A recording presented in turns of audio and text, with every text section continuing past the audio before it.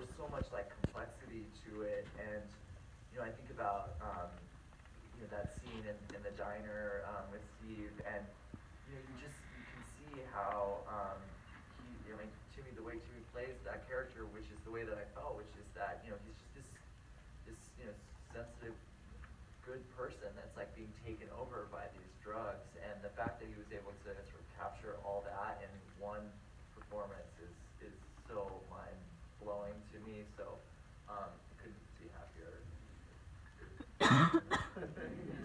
And you as a person.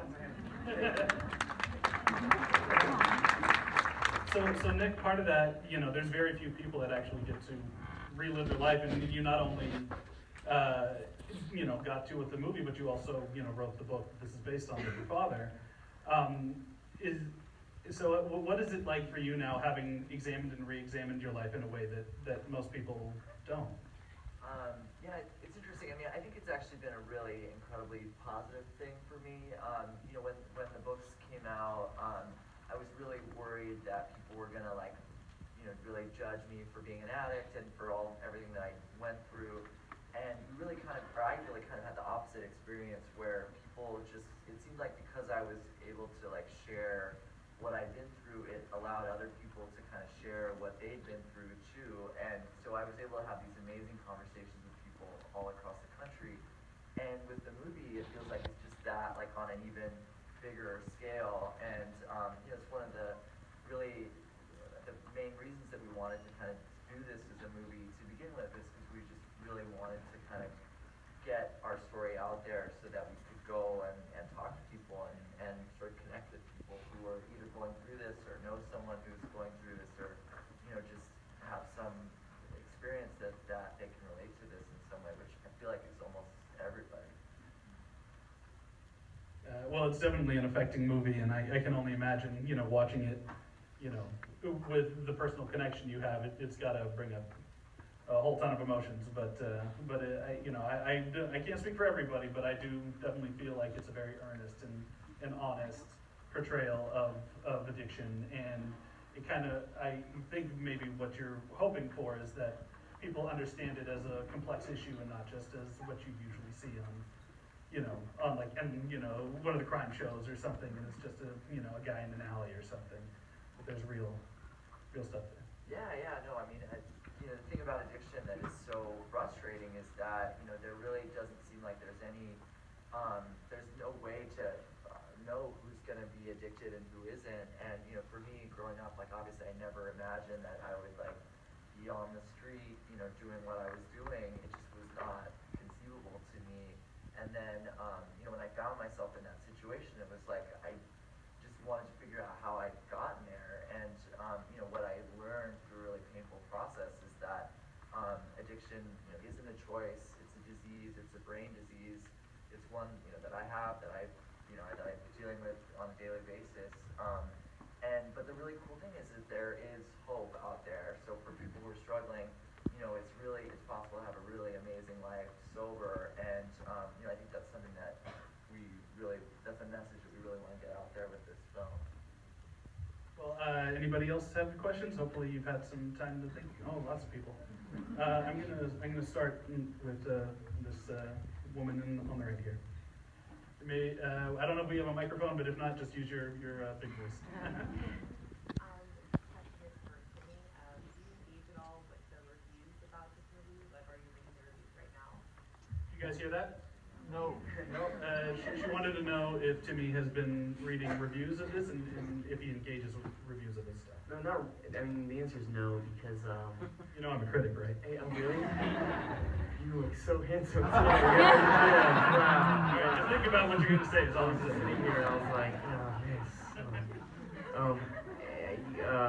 No, the answer is no, because if you believe the good stuff, then you gotta believe the bad stuff too, and but it's true, right? I mean, and then also, I feel like the more you act and the more you try to get better too, it's a game of learning to mirror and what, whatever that means. But if you look at that stuff, you can really get in your head in a consequential way. And I feel like the best advice I ever got was nobody cares, and you know, anytime you get two in your head, it's like, man, no one's really, so, yeah. Ooh, right here, right here. Okay, you really wanna? Hey, Timmy, This question. I'm a big fan of your work here and in other films, and I have sort of a two-headed question, if that's okay. The first one is, obviously you had to take a lot from Nick's life for your portrayal of him, and I'm curious about how much, if any, you had to take from your own life experiences for your portrayal. And the second part is, I cried like a baby when I was watching this movie several times, because I saw my older brother and my dad when I was watching you guys. So my second question is, can I have a hug?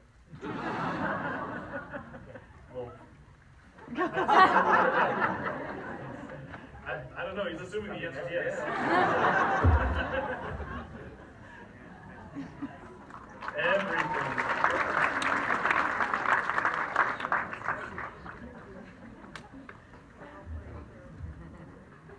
Alright, so question two's out of the way. Oh, yes, so- and, well, the first thing, well, I'm a son in a family, so, and that was kind of I feel like my lens into doing this role, and it really happened the first time we hung out, where I realized, oh wait, I don't have to go into some narcissistic Hollywood, like I gotta become this, I gotta, whatever, make some leap, but rather realize, oh, this is a disease that affects everyone, there's no face to it, play a human, play a son, play a brother, play a sibling, and so if anything was pulled from my life, it was that feeling, and that's what was sometimes hard going home at night, some of these scenes with Steve, like, were you know, I'm thankful I haven't gone through this with my dad, but I think any young person in this room, you know, you get in your spats to your parents, and, like, I would be going home at the end of the day on this movie, I'm like, oh my God, like, in my head about that, yeah. You? Yeah. This is a question for Nick. You noticed in the end credits that the pivotal journal scene is actually drawn by your brother, Jasper. Could you tell us a bit more about his artwork and how that was influenced through your story? The question, real quick, for those who didn't hear it, is she noticed in the credits that all the artwork in the journals was done by your brother. So can you talk about that? Yeah, I mean, it's just this amazing, there you are. It was just this amazing, like, confluence of events. My little brother just graduated from college and he needed a job. And so they got a job as a PA on the movie. And, just one day they were, trying to design, like, I think the bedroom for the son and the journal stuff. And they saw my little brother's drawings and just thought that they would be a really great sort of fit for the film. And he actually did like a lot of the artwork in my room in the movie, and it's really great because I feel like it's such a sort of pivotal scene, and it's so effective. Like his work is so amazing, and it feels so real and like true. And you know, I'm so grateful that it ended up happening because I feel like if it had been just some other artist, like you just don't know what you would have gotten. But with Jasper's work, it just he like I don't know, I felt like such a connection to it personally. And I feel like you can see that, like, as an audience member, that, I don't know, there's something, like, really, just that feels really, like, dark and interesting and true about what he did. So it just was a really great turn of events. My little sister actually had some artwork in the house, too. And Karen, my stepmom, who's an artist, those are, like, reproductions of her work when she's painting that big eye painting and stuff. So it was cool. It was cool to have the sort of whole family get to come together and make it happen. And when Timothy and I first met, actually, we met with Daisy, my little sister. So he got like immediately thrown into the whole like family, chef family. In the book, she's 7 years old, and now she's like a fully formed human. I've neglected the left side of the room, so I'm gonna go with the very enthusiastic arm waver. My question is for Nick. I studied addiction recovery studies at Texas Tech. They have like one of the hugest collegiate recovery groups. What do you feel often gets the short end of the stick? Prevention program, recovery, or like the treatment process?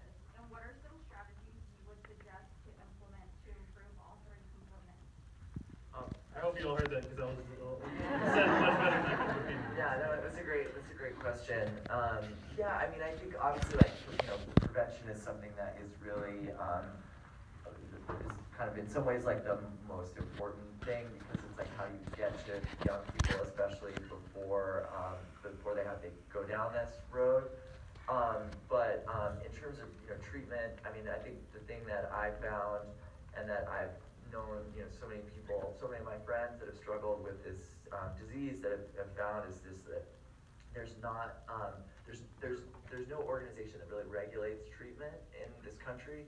So almost anyone can like open a treatment center. So there's a lot of just really bad treatment centers out there that aren't based on science, that aren't based on any kind of fact, that are just based on the whim of whoever is opening it. And then also access to treatment is like a huge issue in this country because of people not having access to healthcare, and because of insurance companies not paying for treatment. It can just be really difficult for people to get the help that they need, and that's such a tragic thing, because when you finally have someone who's ready to get sober and wants help, to not be able to get it is just so it's unconscionable that we are allowing this to happen. So I think the thing that I've been really working on is just trying to raise awareness in terms of making sure that we sort of encourage people to donate to organizations that fund like scholarship programs for people that need to get into treatment, and then also just sort of raising awareness about the fact that like I said, addiction is not a choice, it's a disease. It should be covered by insurance companies like any other disease. And like they talk about in the movie, relapse a lot of times can be as part of recovery, and people relapse, and what happens is when people relapse and the insurance stops paying for their treatment, and if you had cancer and you had a recurrence of the cancer and your insurance said, well, sorry, it came back, so we're not going to pay for it, no one would stand for that, and we shouldn't stand for that with addiction treatment either.